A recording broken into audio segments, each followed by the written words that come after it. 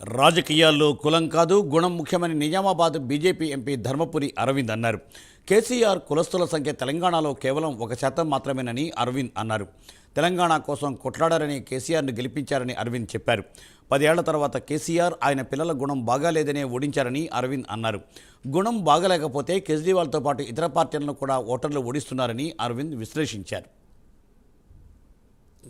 ప్రధానమంత్రి కాకంటే ముందు ఆయన ప్రధానమంత్రి అభ్యర్థిగా వచ్చినప్పుడు నాకు గుర్తున్నది, దేశవ్యాప్తంగా హోర్డింగ్లు వచ్చినాయి. ఆమె హిందూ నేషనల్ అని.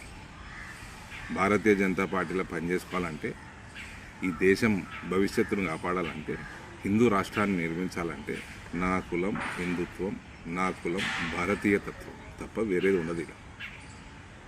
ఇది ఎవరన్నా భారతీయ జనతా పార్టీల కులాల గురించి మాట్లాడితే అది భారతీయ జనతా పార్టీ హైకమాండ్ సహించదు, సహించకూడదు కూడా. ఇక ఢిల్లీలో ఏమైంది? సిటిజన్షిప్ అమెండ్మెంట్ యాక్ట్ వచ్చినప్పుడు ఆజాదీ ఆజాదీ అని కూడా తిరిగారు కదా. వాళ్ళందరినీ హిందువులందరూ ఒకటై దౌడ మీద ఒకటి వీక్తే దౌడ పనులన్నిటికీ ఆజాదీ వచ్చింది. అందులో కేజ్రీవాల్ గాని పనులు ఉన్నాయి, సిసోడియా గాని పనులు కూడా ఉన్నాయి. అందులో దౌడ పనులు. కేసీఆర్ కులం చాలా పెద్దదని ముఖ్యమంత్రి అయిందండి. కేసీఆర్ కులం సంఖ్య ఎంత అండి? 1% ఉంటుంది, కొద్దిగా అటు ఇటు ఉంటుంది. ఆయన ముఖ్యమంత్రి అందుకే అయిందండి, కులం పెద్దదని అయిందా?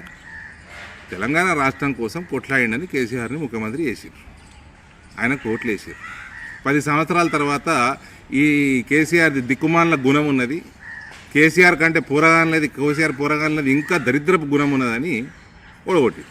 ఇక్కడ కులం కాదు గుణం ముఖ్యం రాజకీయాలలో.